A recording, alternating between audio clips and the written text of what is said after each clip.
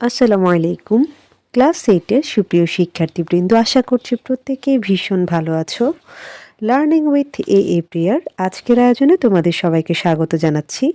আমরা আজকে আলোচনা করছি তোমাদের ইউনিট 1 এর লেসন 2 এর পার্ট জি থেকে, এবং আমাদের পেজ নাম্বার হচ্ছে 6। তো আজকের যে লেসন সেটার ইনস্ট্রাকশনে বলছে ওয়ার্ক ইন পেয়ার্স। পেয়ার মানে হচ্ছে জোড়ায়, অর্থাৎ যুগ্মভাবে কাজ করো বা দুজন দুজন করে কাজ করো। Ask and answer all the questions in activity, এখানে ডি হওয়ার কথা। অর্থাৎ এই যে তোমাদের অ্যাক্টিভিটি ডি ছিল উপরে, অ্যাক্টিভিটি ডি এর সবগুলো প্রশ্ন একে অপরকে তোমরা জিজ্ঞাসা করবা এবং উত্তর দিবা। নাও মানে এখন, write 3 to 4 more questions on the text given in activity B above. Above মানে হচ্ছে উপরে, এবং কি করবা, উপরে অ্যাক্টিভিটি বি অনুসারে তোমরা আরও 3 থেকে 4টা অতিরিক্ত প্রশ্ন লিখবা। তো আনসারটা তোমাদের এরকম হতে পারে। তো 3 থেকে 4টা কোশ্চেন লেখার জন্য যেহেতু বলেছে, আমি এখানে দেখো 4টা কোশ্চেন লিখেছি তোমাদের জন্য। প্রথমটা লিখেছি হচ্ছে হোয়াট ইজ নকশি কাঁথা, অর্থাৎ নকশি কাঁথা কি, and where is it indigenous to. Indigenous মানে হচ্ছে স্বদেশী, অর্থাৎ এটা কোথাকার পণ্য বা কোন জায়গার পণ্য, এটা এরকম বলতে পারি। এখানে আমি 2টা প্রশ্নকে একসাথে লিখেছি, তোমরা চাইলে কিন্তু এটাকে আলাদা আলাদা করেও লিখতে পারো, তাহলে এখানে 2টা কোশ্চেন হয়ে যায়। তারপর 2 নম্বরে লিখেছি from which Bangla word was the name nakshi kantha taken, অর্থাৎ নকশি কাঁথা শব্দটা কোন বাংলা শব্দ থেকে নেওয়া হয়েছে। তারপর লিখেছি how long has the art of নকশি কাঁথা বিন প্র্যাকটিসড ইন রুরাল বেঙ্গল, অর্থাৎ আমাদের গ্রাম বাংলায় কখন থেকে এই নকশি কাঁথার চর্চা করা হচ্ছে, অর্থাৎ নকশি কাঁথা সেলাইয়ের এই ব্যাপারটা কখন থেকে আমাদের গ্রাম বাংলায় প্রচলিত, এরকম বোঝানো হচ্ছে। এবং সর্বশেষ লিখেছি ওয়াই আর নকশি কাঁথাস নাও ইন গ্রেট ডিমান্ড, অর্থাৎ বর্তমানে নকশি কাঁথার এত ডিমান্ড কেন বা চাহিদা কেন। তোমরা চাইলে আরও কিছু অ্যাড করতে পারো, যেমন হতে পারে যে এরকম যে ওয়্যার আর, হ্যাঁ, নকশি কাঁথা সোল্ড নাও, অর্থাৎ নকশি কাঁথা এখন কোথায় বিক্রি করা হয়। এটা তোমাদের জন্য আমি একটু বাড়তি লিখে দিচ্ছি, চাইলে তোমরা লিখতে পারো। হ্যাঁ, কারোর যদি মনে হয় যে না আমি আরেকটু ডিফারেন্ট লিখব, ওকে, সেক্ষেত্রে তোমরা এটা অ্যাড করতে পারো। যদিও আমাদের আনসারটা অলরেডি শেষ। দেখো, ওয়্যার আর নকশি কাঁথা সোল্ড নাও, অর্থাৎ নকশি কাঁথা এখন কোথায় বিক্রি করা হচ্ছে বা কোথায় বিক্রি করা হয়। তো এইটাও তোমরা চাইলে অ্যাড করে নিতে পারো। হচ্ছে তোমাদের এই যে 4টা বাড়তি যে প্রশ্ন তৈরি করার জন্য বলা হয়েছে সেটা আমি এখানে করে রাখলাম, এবং অনেক ক্ষেত্রে এই জিনিসটা হচ্ছে ডায়লগ আকারে করতে বলে। তো ডায়লগ আকারে করলে যদি সেরকম ইনস্ট্রাকশন থাকে সেক্ষেত্রে তোমরা এরকম বলতে পারো যে 2টা স্টুডেন্টের মাঝে হচ্ছে ডায়লগটা হবে। আমি স্টুডেন্ট এ এবং স্টুডেন্ট বি লিখেছি, তোমরা চাইলে এখানে যে কোনো নাম উল্লেখ করতে পারো। তুমি তোমার নিজের নামটা এবং তোমার একটা ফ্রেন্ডের নাম দিতে পারো, তাহলে আরও বেশি ভালো দেখাবে।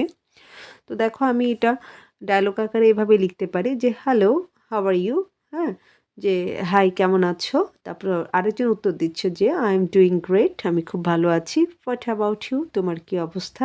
তখন অন্যজন আনসার দিচ্ছে আই এম ফাইন টু, আমিও ভালো আছি। এরপর বলছে যে I am interested to know about নকশি কাঁথা, অর্থাৎ আমি নকশি কাঁথা সম্পর্কে জানতে চাই। লেটস ডিসকাস অ্যাবাউট ইট, চলো এটা নিয়ে আলোচনা করি। তখন অন্যজন বলছে ও শিওর, হ্যাঁ ঠিক আছে।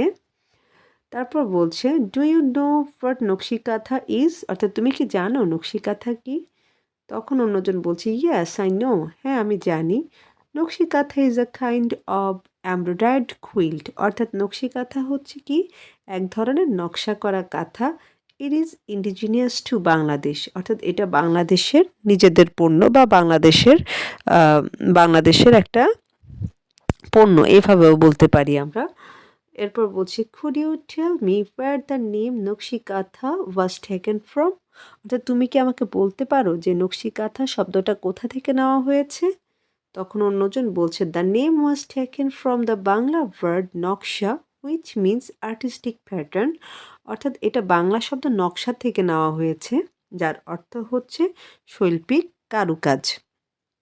এরপর বলছে how long has the art of নকশি কাঁথা বিন প্র্যাকটিসড, অর্থাৎ কত বছর ধরে এই শিল্পটা চর্চা করা হয়ে আসছে বা এই যে নকশি কাঁথা বানানোর যে কাজটা সেটা হয়ে আসছে, তখন সে উত্তর দিচ্ছে যে it has been practised in rural Bengal for centuries, অর্থাৎ শতাব্দীর পর শতাব্দী ধরে গ্রাম বাংলায় এটার চর্চা করা হয়ে আসছে। তারপর স্টুডেন্ট এ আবার বলছে ওয়্যার আর নকশি কাঁথাস নাও ইন গ্রেট ডিমান্ড, অর্থাৎ ওয়াই আর মানে কেন নকশি কাঁথা এখন এত চাহিদা। তখন স্টুডেন্ট বি বলছে দে আর ইন গ্রেট ডিমান্ড, অর্থাৎ তাদের অনেক চাহিদা because of their colourful patterns and beautiful designs, তাদের যে রঙিন প্যাটার্ন এবং সুন্দর যে ডিজাইন সেটার জন্য এদের এখন অনেক চাহিদা। তখন আবার স্টুডেন্ট বি বলছে thank you so much for your informative discussion, অর্থাৎ তোমার তথ্যবহুল আলোচনার জন্য তোমাকে অনেক ধন্যবাদ। ইনফরমেটিভ মানে হচ্ছে তথ্যবহুল। তখন অন্যজন বলছে ইউ আর ওয়েলকাম, অর্থাৎ তোমাকে স্বাগতম। তো এইভাবে করে তোমাদের যদি ডায়লগ আকারে লেখার প্রয়োজন হয় সেক্ষেত্রে তোমরা লিখতে পারো। এরপর আমি চলে যাচ্ছি পার্ট এ এবং সেখানে বলছে write a paragraph describing how the নকশি কাঁথা ইজ মেড, অর্থাৎ নকশি কাঁথা কীভাবে তৈরি করা হয় সেটার বর্ণনা দিয়ে একটা প্যারাগ্রাফ লিখো।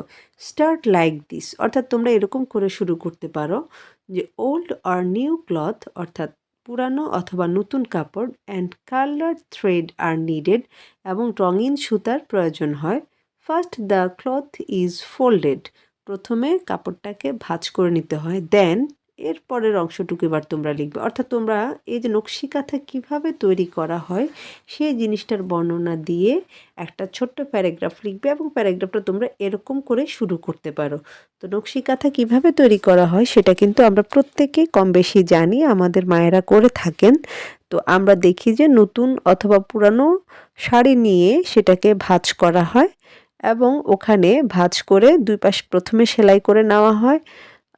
এরপর হচ্ছে বিভিন্ন ধরনের ডিজাইন করে এবং ওই ডিজাইনগুলোকে নানান ধরনের কালারফুল সুতা দিয়ে সেলাই করা হয়, তাই না? আমরা প্রত্যেকে এটার সাথে পরিচিত। তো ওই জিনিসগুলোকে আমরা একটু আমাদের ভাষায় বর্ণনা করব এইভাবে। তো যেহেতু আমরা কিভাবে লাইনটা শুরু করতে পারি সেই জিনিসটা অলরেডি ওখানে দিয়ে দিয়েছে, আমরা চাইলে সেখান থেকে শুরু করতে পারি, অথবা কেউ যদি একটু ডিফারেন্ট লিখতে চাও সে এভাবে শুরু করতে পারো যে আর nakshi kantha is made by hand through a traditional process, অর্থাৎ নকশি কাঁথা হচ্ছে হাতে তৈরি করা হয়, যেটা কিনা একটা ঐতিহ্যবাহী পদ্ধতি, অর্থাৎ যেটা হচ্ছে প্রজন্ম থেকে প্রজন্ম ধরে চলে আসছে এই পদ্ধতিটা।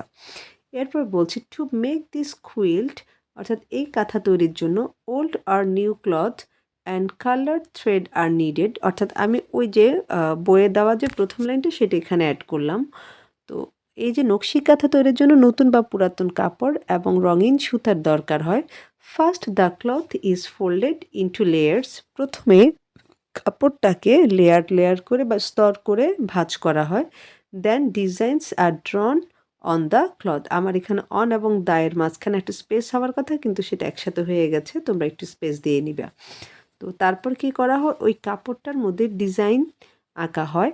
আফটার দ্যাট, অর্থাৎ তারপরে the cloth is stitched carefully by hand using colourful threads, তারপর কি করা হয় এই যে কাপড়টা সেটাকে খুব সতর্কতার সাথে হাতে সেলাই করা হয় বিভিন্ন ধরনের সুতা ব্যবহার করে, অর্থাৎ বিভিন্ন ধরনের বা রঙিন সুতা ব্যবহার করে খুব সতর্কতার সহিত এই কাঁথাটাকে সেলাই করা হয়। ফাইনালি মানে অবশেষে বিউটিফুল প্যাটার্নস আর ক্রিয়েটেড, সুন্দর সুন্দর কি হয় ডিজাইন তৈরি করা হয় বা নকশা তৈরি হয়ে যায়।